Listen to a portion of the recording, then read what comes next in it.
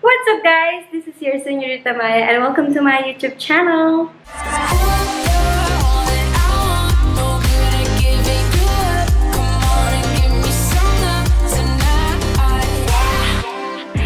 So, yun na nga guys. Today, wala tayong pong agenda kundi mamili ng pang-summer outfit. Since summer na, kailangan nating mag-ready guys. So, pupunta tayo ng bazaar today. Titingin tayo ng mga damit doon. Pero bago yun guys, gusto ko muna kayong bigyan ng tip. Paano kayo magpe-prepare kung pupunta kayo sa isang bazaar? Bazaar. Dapat talaga gano'n. So, first guys, as much as possible, try to wear something na pa-skirt sa baba. Siguro dress or palda. Kasi yung ibang bazaar, wala silang fitting room. So, ang hirap mag-fit kung nakapantalon ka kasi hindi mo siya matatakpan. So, kung nakapalda ka, pantalon yung sinusukat mo, itataas mo lang siya. Masusukat mo na siya. Hindi nyo na kailangan pumunta ng fitting room. Tapos, kailangan nyo rin syempre magdala ng eco bag.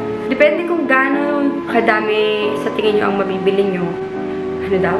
Diba? Depende kung gaano karami sa tingin nyo ang mabibili nyo. Doon depende ang eco bag na dadalhin nyo. Since today, 2,000 pesos lang yung budget natin, guys. Malit lang yung dala kong eco bag. Okay. Third is magdala ng tali ng buhok, guys. Kasi baka mainit dun sa bazaar. So, ang tendency, itatali natin ang hair natin. So, fourth, guys, wag nang masyadong magsuot ng jewelry. Dahil matao po doon, baka mahablot ang inyong mga jewelry. So, as much as possible, plain and simple. Tapos, wear at least doll shoes, guys. Huwag kayong mag-wear ng chinelas kasi baka maapak-apakan ang paa nyo kung maraming tao sa bazaar. So, last but not the least, guys, at least bago kayo mag-attend ng bazaar, i-check nyo muna online yung mga pricing ng mga damit na gusto nyong hanapin kasi baka mas mura pala online. At least maiko-compare nyo na sila and alam nyo kung ano yung average pricing para sa damit na gusto nyong bilhin. So, yun ang mga tip ko, guys. Let's go ahead at tayo nang pumunta ng bazaar. Mamili tayo ng mga summer dresses. Actually, hindi pa ako makaalis kasi wala pa si Seth. Feeling ko nasa baba na si Seth. So, bababa na ako. Seth, bababa na ako! Ito. Pabili po. Pabili, Seth. Pupunta ka ng bazaar. Ang muna mong gagawin, kumain. Kasi gutom na kami, guys. Kailangan energy.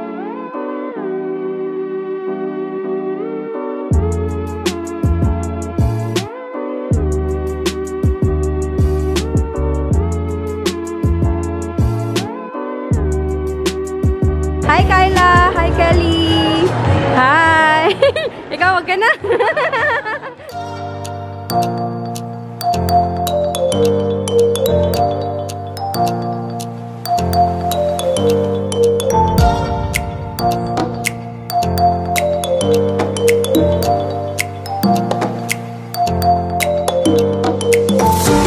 First buy, guys. 200 pesos from Putina.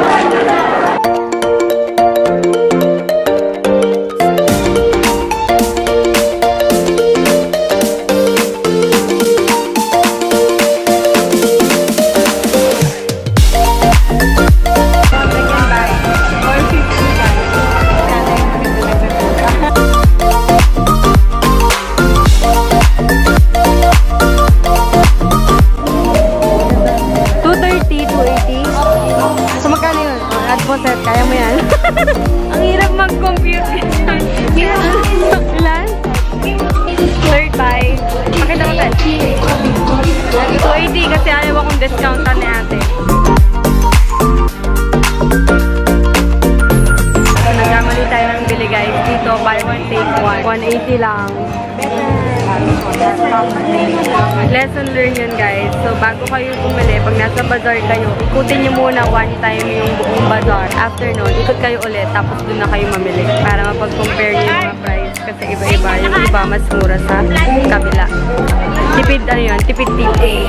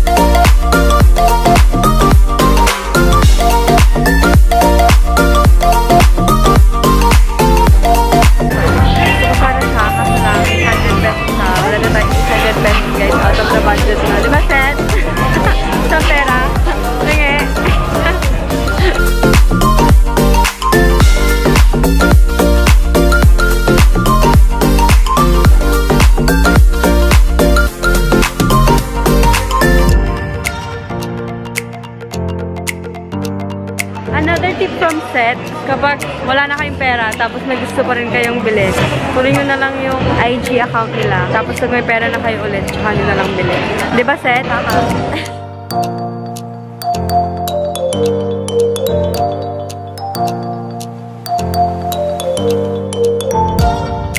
Okay guys, gutom na sila. Kakain na naman yata si Seth.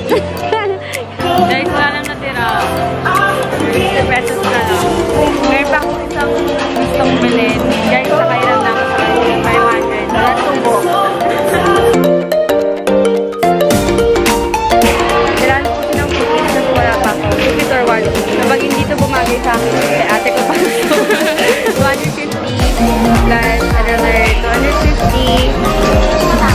Kasi dapat 350 yung fee. Pero binigay na lang nila ng 250 kasi makulit ako. Kanina pa kabalik ng balik.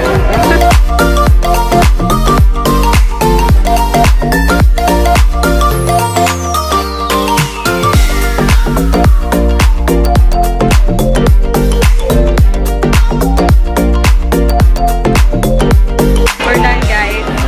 It's time to go home. Wala na pera. Pera. Tumover tayo ng 500 pesos. Thank you, kuya. Ano yan?